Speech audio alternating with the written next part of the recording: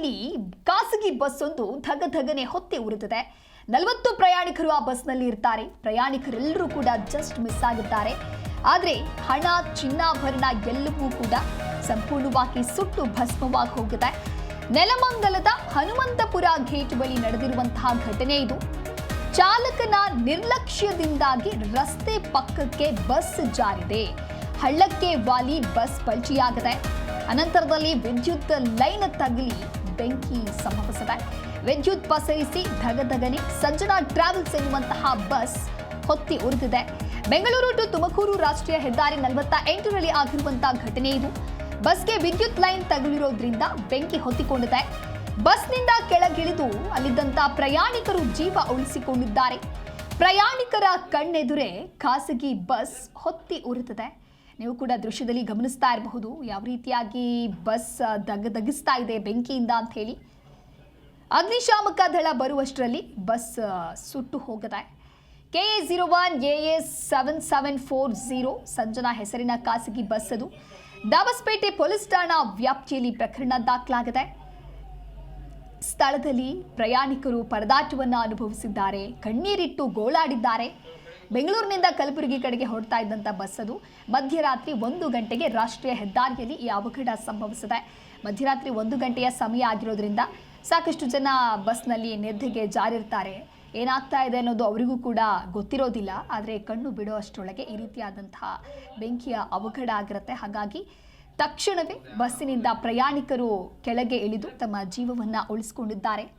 ಸಾಕಷ್ಟು ಜನ ಪುರುಷರು, ಮಹಿಳೆಯರು ಸೇರಿದಂತೆ ಸಣ್ಣ ಪುಟ್ಟ ಮಕ್ಕಳು ಕೂಡ ಅವರ ಜೊತೆಗೆ ಇದ್ದರು. ಬಸ್ನಲ್ಲಿ ಹೋಗೋದಕ್ಕೆ ಟಿಕೆಟ್ ಬುಕ್ಕಿಂಗ್ ಆಗಿ ಬಸ್ನಲ್ಲಿ ತೆರಳುತ್ತಾ ಇದ್ರು. ಆ ಸಂದರ್ಭದಲ್ಲಿ ಚಾಲಕನ ನಿರ್ಲಕ್ಷ್ಯದಿಂದಾಗಿ ಈ ರೀತಿಯಾದಂತಹ ಅವಘಡ ಸಂಭವಿಸಿದೆ. ಇನ್ನು ಈ ಒಂದು ಅವಘಡದಲ್ಲಿ ಸೆಂಟ್ ಬಾಟಲ್ಗಳು, ಅಗರಬತ್ತಿಗಳು ಕೂಡ ಪತ್ತೆಯಾಗಿದೆ. ನೋಟ್ಬುಕ್, ಲಗೇಜ್, ಹಣ ಹಾಗೂ ಚಿನ್ನಾಭರಣಗಳು ಸುಟ್ಟು ಭಸ್ಮವಾಗಿದೆ. ಟ್ರಾಫಿಕ್ ಪೊಲೀಸರಿಂದ ಪ್ರಯಾಣಿಕರಿಗೆ ಬೇರೆ ಬಸ್ ವ್ಯವಸ್ಥೆಯನ್ನ ಮಾಡಲಾಗಿದೆ. ಬಸ್ ಚಾಲಕ ಹಾಗೂ ಮಾಲೀಕನ ವಿರುದ್ಧವಾಗಿ ಜನಾಕ್ರೋಶ ವ್ಯಕ್ತವಾಗ್ತಾ ಇದೆ. ಬಸ್ ಚಾಲಕನನ್ನ ನಂಬಿಕೊಂಡು ಸಾಕಷ್ಟು ಜನ ಪ್ರಯಾಣಿಕರು ಬಸ್ನಲ್ಲಿ ಹೋಗ್ತಾ ಇರ್ತಾರೆ. ಆದರೆ ಚಾಲಕರೇ ಈ ರೀತಿಯಾದಂತಹ ನಿರ್ಲಕ್ಷ್ಯವನ್ನ ತೋರಿದ್ರೆ ಪ್ರಯಾಣಿಕರ ಕಥೆ ಏನು ಅಂತ ಹೇಳಿ. ಪ್ರಯಾಣಿಕರು ಬಸ್ನಲ್ಲಿ ಆರಾಮಾಗಿ ಜರ್ನಿ ಮಾಡೋದಾದ್ರೂ ಹೇಗೆ, ತಮ್ಮ ಕೆಲಸ ಕಾರ್ಯಗಳಿಗೆ ಹೋಗೋದಾದ್ರೂ ಹೇಗೆ ಅನ್ನುವಂತಹ ಪ್ರಶ್ನೆಯನ್ನ ಸದ್ಯ ಜನರು ಮಾಡ್ತಾ ಇದ್ದಾರೆ. ಮೊದಲನೆಯ ದೃಶ್ಯದಲ್ಲಿ ಗಮನಿಸ್ತಾ ಇರಬಹುದು ಬಸ್ನ ಅವಶೇಷ ಯಾವ ರೀತಿಯಾಗಿದೆ ಅಂತ ಹೇಳಿ. ಇನ್ನು ಎರಡನೆಯ ದೃಶ್ಯದಲ್ಲಿ ಗಮನಿಸ್ತಾ ಇರಬಹುದು ಯಾವ ರೀತಿಯಾಗಿ ಬಸ್ಗೆ ಬೆಂಕಿ ತಗುಲಿದೆ, ಬಸ್ ಹೇಗೆ ಹೊತ್ತಿ ಉರಿತಾ ಇದೆ ಅಂತ ಹೇಳಿ. ಇನ್ನು ಬೆಳಗ್ಗೆಯ ಚಿತ್ರಣದ ದೃಶ್ಯವನ್ನು ಗಮನಿಸ್ತಾ ಇರಬಹುದು. ಮೂರನೆಯ ದೃಶ್ಯದಲ್ಲಿ ಬೆಳಗ್ಗೆ ಆದ ನಂತರದಲ್ಲಿ ಅಂದರೆ ಅವಶೇಷಗಳು ಯಾವ ರೀತಿಯಾಗಿ ಇದೆ, ಯಾವ ರೀತಿಯಾಗಿ ಬಸ್ಸಿನ ಪಾರ್ಟ್ ಸುಟ್ಟು ಕರಕಲಾಗಿದೆ ಅಂತ ಹೇಳಿ. 40 ಜನ ಇದ್ದಂತಹ ಬಸ್ ಇದು. 40 ಜನ ಪ್ರಯಾಣಿಕರು ಈ ಬಸ್ನಲ್ಲಿ ತೆರಳುತ್ತಾ ಇದ್ರು. ಹೈಟೆಕ್ ಬಸ್ ಆಗಿರೋದ್ರಿಂದ ಆರಾಮಾಗಿ ಬಸ್ನಲ್ಲಿ ಜರ್ನಿ ಮಾಡಬಹುದು ಅನ್ನುವಂತಹ ಥಾಟ್ನಲ್ಲಿ ಟಿಕೆಟ್ ಬುಕ್ಕಿಂಗ್ ಮಾಡಿ ಬಸ್ನಲ್ಲಿ ಜರ್ನಿ ಮಾಡ್ತಾ ಇದ್ದಂಥ ಸಂದರ್ಭದಲ್ಲಿ ಮಧ್ಯರಾತ್ರಿ 1 ಗಂಟೆ ಸುಮಾರಿಗೆ ಈ ರೀತಿಯಾದಂಥ ಅವಘಡ ಸಂಭವಿಸಿದೆ. ಪ್ರಯಾಣಿಕರು ಆಲ್ ಆಫ್ ಸಡನ್ ಎಚ್ಚೆತ್ತುಕೊಂಡಿರೋದ್ರಿಂದ ಆಗಬಹುದಾಗಿದ್ದಂತಹ ದೊಡ್ಡ ಅವಘಡ ತಪ್ಪಿದೆ. ಎಲ್ಲರೂ ಕೂಡ ತಕ್ಷಣವೇ ಬಸ್ನಿಂದ ಕೆಳಗಿಳಿದಿದ್ದಾರೆ. ಆದರೆ ಈಗ ಬಸ್ ಚಾಲಕ ಹಾಗೂ ಮಾಲೀಕನ ವಿರುದ್ಧವಾಗಿ ಜನಾಕ್ರೋಶ ವ್ಯಕ್ತವಾಗಿದೆ.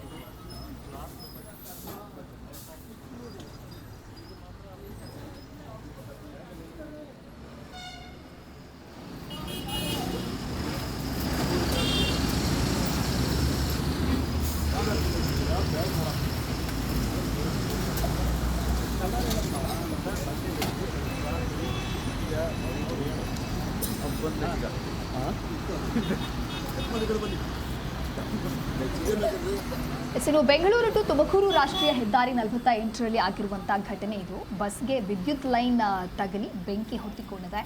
ಬಸ್ನಿಂದ ಕೆಳಗಿಳಿದು ಪ್ರಯಾಣಿಕರು ತಮ್ಮ ಜೀವವನ್ನು ಉಳಿಸಿಕೊಂಡಿದ್ದಾರೆ. ಮೊದಲನೆಯ ದೃಶ್ಯದಲ್ಲಿ ಕೂಡ ಗಮನಿಸ್ತಾ ಇರಬಹುದು ಬಸ್ ಯಾವ ರೀತಿಯಾಗಿ ಸುಟ್ಟು ಕರಕಲಾಗಿದೆ ಅಂತ ಹೇಳಿ. ಇನ್ನು ಎರಡನೆಯ ದೃಶ್ಯದಲ್ಲಿ ವ್ಯಾಪಕವಾಗಿ ಬೆಂಕಿ ಹೇಗೆ ಆವರಿಸದೆ, ಹೊಗೆ ಹೇಗೆ ಸುತ್ತುವರೆದಿದೆ ಅನ್ನುವಂಥ ದೃಶ್ಯವನ್ನು ನೀವು ಕೂಡ ಗಮನಿಸ್ತಾ ಇರಬಹುದು. ಒಂದು ವೇಳೆ ಬಸ್ನಲ್ಲಿದ್ದಂತಹ ಪ್ರಯಾಣಿಕರಿಗೆ ಎಚ್ಚರ ಆಗಲಿಲ್ಲ ಅಥವಾ ಸಡನ್ನಾಗಿ ಏನಾದರೂ ಬೆಂಕಿ ಹತ್ತಿಕೊಂಡಿತ್ತು ಅಂತ ಹೇಳಿದ್ರೆ, ಏನಾದರೂ ಹೆಚ್ಚು ಕಮ್ಮಿ ಆಗಿದ್ದಿದ್ರೆ ಅದಾದ ನಂತರದಲ್ಲಿ ಅದಕ್ಕೆ ಚಾಲಕರು ಹೊಣೆ ಅಂತ ಹೇಳೋದು ಅಥವಾ ಮಾಲೀಕರು ಹೊಣೆ ಅನ್ನೋದು ಗೊತ್ತಿಲ್ಲ. ಒಟ್ಟಾರೆಯಾಗಿ ಜೀವಗಳು ಬಲಿಯಾಗ್ತಾ ಇತ್ತು. ಆದರೆ ತಕ್ಷಣವೇ ಎಚ್ಚೆತ್ತುಕೊಂಡಂತಹ ಪ್ರಯಾಣಿಕರು ತಮ್ಮ ಪ್ರಾಣವನ್ನು ಉಳಿಸಿಕೊಂಡಿದ್ದಾರೆ. ಸಾಕಷ್ಟು ಜನ ಬಸ್ನಲ್ಲಿ ಪ್ರಯಾಣವನ್ನು ಬೆಳೆಸ್ತಾ ಇದ್ರು. ಬೆಂಗಳೂರಿನಿಂದ ಹೊರಟಿದ್ದಂತಹ ಬಸ್ ಇದು. ತುಮಕೂರು ರಾಷ್ಟ್ರೀಯ ಹೆದ್ದಾರಿ 48ರಲ್ಲಿ ಸಾಗುವಾಗ ಈ ಒಂದು ಅವಘಡ ಸಂಭವಿಸಿದೆ. ಹಣ, ಚಿನ್ನಾಭರಣ ಎಲ್ಲವೂ ಕೂಡ ಸುಟ್ಟು ಭಸ್ಮವಾಗಿದೆ. ಚಾಲಕರು ಮಾಡುವಂತಹ ಎಡವಟ್ಟಿನಿಂದಾಗಿ ಈ ರೀತಿಯಾದಂತಹ ಸಮಸ್ಯೆಗಳು ಆಗ್ತಾನೇ ಇದೆ. ಇತ್ತೀಚಿನ ದಿನಗಳಲ್ಲಿ ಕೂಡ ಚಾಲಕರು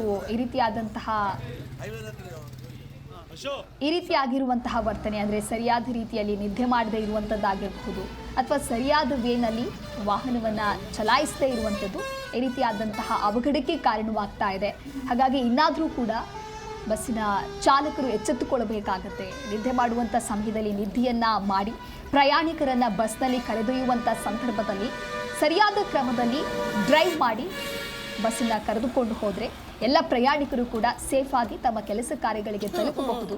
ಆದರೆ ಚಾಲಕರೇ ಈ ರೀತಿಯಾದಂತಹ ನಿರ್ಲಕ್ಷ್ಯವನ್ನು ತೋರಿದ್ರೆ, ಈ ರೀತಿಯಾದಂತಹ ಎಡವಟ್ಟನ್ನು ಮಾಡಿದ್ರೆ ಪ್ರಯಾಣಿಕರ ಕತೆ ಕಷ್ಟವಾಗುತ್ತೆ. ಒಟ್ಟಾರೆಯಾಗಿ KA01 AS 7740 ಸಂಜನಾ ಹೆಸರಿನ ಖಾಸಗಿ ಬಸ್ಸಿನ ಸ್ಥಿತಿ ಈ ರೀತಿಯಾಗಿದೆ. ದಾಬಸ್ಪೇಟೆ ಪೊಲೀಸ್ ಠಾಣಾ ವ್ಯಾಪ್ತಿಯಲ್ಲಿ ನಡೆದಿರುವಂತಹ ಪ್ರಕರಣ ಇದು. ಇನ್ನು ಬಸ್ನಲ್ಲಿ ಇದ್ದಂಥ ಪ್ರಯಾಣಿಕರು ಕೂಡ ಮಾತನಾಡ್ತಾ ಇದ್ರು, ನಮಗೆ ಸಿಕ್ಕಾಪಟ್ಟೆ ಗಾಬರಿ ಆಯಿತು, ಭಯ ಆಯಿತು. ಇನ್ನು ಬಸ್ ಬೆಂಗಳೂರಿನಿಂದ ಹೊರಟಿದ್ದ ಸಂದರ್ಭದಿಂದಲೂ ಕೂಡ ಬಸ್ ಚಾಲಕ ನಿರ್ಲಕ್ಷ್ಯ ತೋರಿದ್ದಾರೆ ಅಂತ ಹೇಳ್ತಾ ಇದ್ರು.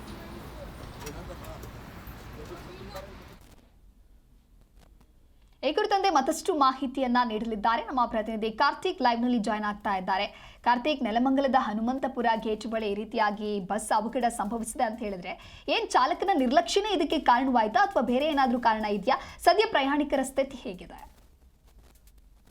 ದಿವ್ಯದ ಸದ್ಯ ಬಸ್ನಲ್ಲಿ ಪ್ರಯಾಣಿಸುತ್ತಿದ್ದ ಒಟ್ಟು 35ರಿಂದ 40 ಮಂದಿ ಪ್ರಯಾಣಿಕರು ಆಗಿದ್ದು ತಮ್ಮ ತಮ್ಮ ಊರುಗಳಿಗೆ ಈಗಾಗಲೇ ಬೇರೆ ಬಸ್ಗಳ ಮುಖಾಂತರ ಪ್ರಯಾಣಿಸುತ್ತಿದ್ದಾರೆ. ಇನ್ನು ಇಲ್ಲಿ ಚಾಲಕನ ಅಜಾಗರೂಕತೆ ಎದ್ದು ಕಾಣ್ತಾ ಇದೆ. ಇಲ್ಲಿ ಬಸ್ನಲ್ಲಿ ಪ್ರಯಾಣಿಸುತ್ತಿದ್ದವರ ಪ್ರಕಾರ ಈ ಒಂದು ಬಸ್ನ ಚಾಲಕ ಪಾನಮತ್ತವಾಗಿ ಬಸ್ಸನ್ನ ಚಲಾಯಿಸ್ತಾ ಇದ್ದ. ಕೂಡ ಬಸ್ಸು ಹೊರಡುವ ವೇಳೆಯಲ್ಲಿ ಬೆಂಗಳೂರಿನಿಂದ ವೇಳೆಯಲ್ಲಿ ಆತ ಈ ಒಂದು ಪಾನಮತ್ತನಾಗಿ ಹೇಗ್ ಬೇಕೋ ಹಾಗೆ ಬಸ್ಸನ್ನ ಚಲಾಯಿಸಿಕೊಂಡು ಬರ್ತಾ ಇದ್ದ ಎಂಬ ಆರೋಪ ಸದ್ಯ ಪ್ರಯಾಣಿಕರು ಮಾಡಿದ್ದಾರೆ. ಈ ಒಂದು ಓವರ್ಟೇಕ್ ಏನಾದ್ರೂ ಆತ ಓವರ್ಟೇಕ್ ಮಾಡುವಂತ ಈ ಒಂದು ಲೈಟ್ ಕಂಬಕ್ಕೆ ಗುದ್ದಿ ಈ ಒಂದು ಅಚಾತುರ್ಯ ನಡೆಸಿದ್ದಾನ ಎಂಬ ಶಂಕೆ ಕೂಡ ವ್ಯಕ್ತವಾಗಿದೆ. ಸದ್ಯ ಕಲಬುರಗಿ ಹೊರಟಿದ್ದಂತಹ ಈ ಒಂದು ಸಜ್ಜನಾ ಟೂರ್ಸ್ ಅಂಡ್ ಟ್ರಾವೆಲ್ಸ್ ಸಂಬಂಧಪಡುವಂತಹ ಬಸ್ನ ಸುಟ್ಟು ಏನು ಸಂಪೂರ್ಣವಾಗಿ ಸುಟ್ಟು ಕರಕಲಾಗಿದ್ದು ಪೊಲೀಸರು ಇಂಚಿಂಚು ಕೂಡ ಮಾಹಿತಿಯನ್ನ ಕಲೆ ಹಾಕ್ತಿದ್ದಾರೆ. ರಾಶಿಗಟ್ಟಲೆ ಈ ಒಂದು ಸೆಂಟ್ ಬಾಟಲ್ಗಳು ಹಾಗೂ ಈ ಒಂದು ಮೆಡಿಸಿನ್ಗಳು ಮತ್ತೆ ಲಕ್ಷಾಂತರ ರೂಪಾಯಿ ಮೌಲ್ಯದ ಜೀನ್ಸ್ ಪ್ಯಾಂಟ್ಗಳು ಕೂಡ ಕಂಡು ಬಂದಿದ್ದು ಪೊಲೀಸರು ತನಿಖೆಯನ್ನ ನಡೆಸಿದ್ದಾರೆ. ದಿವ್ಯದಾಸ್. ಓಕೆ, ಥ್ಯಾಂಕ್ ಯು ಕಾರ್ತಿಕ್ ನಿಮ್ಮೆಲ್ಲ ಮಾಹಿತಿಗಾಗಿ.